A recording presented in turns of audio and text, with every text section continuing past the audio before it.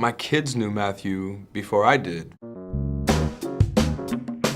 It's funny, in that movie I'm completely different than this. In that movie I'm real street, real G.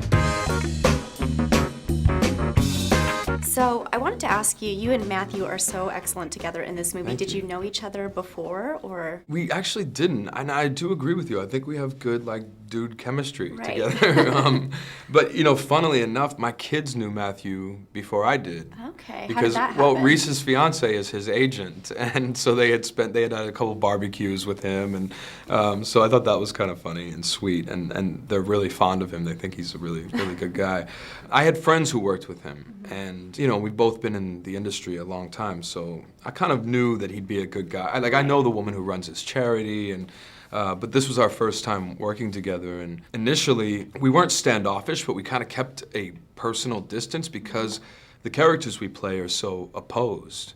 They're both manipulating each other, they kind of hate each other, but then I don't think we could resist the fact that we kind of had a sense that we were similar types of guys. Right. And so as the work went on, we ended up bonding in spite of the setup of our characters. We're both parents and very much into that, and we both are into football and into, exercise, and so there were a lot of things that we had in common. Well, I know as an actor you never want to judge your characters as good people or bad people, but after seeing this movie especially, I'm Right. really interested in how you overcome that challenge. Well, I've heard other actors say that, but I don't mind that. I mean, I don't like who this guy is. I loved playing him. I enjoyed it.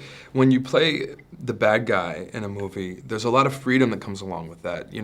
Matthew as the lead and as the protagonist, the audience needs to be on his side and follow his journey. When you're the bad guy, none of that matters. Right. And that's really liberating, I want to play more villains. Looking forward to it. You're so good in this Yeah, one. thank you. Has having kids changed the way you work or the roles you choose, do you think? It certainly added an emotional depth to my work. Pretty immediately after having kids, I found that resource was far richer than it had been before. It's so much easier for me to cry. If I were to sit here and tell you a story about them that touches my heart, I would start to cry right now. And that's something that I didn't have the capacity for when I was 20. And in terms of the choices, I tend to keep that pretty separate. I would love to do a film that they could see. Unfortunately, Right. I was going to ask. Most of my career I haven't, but I think because as an actor, I'm drawn to drama and heavy, darker themes.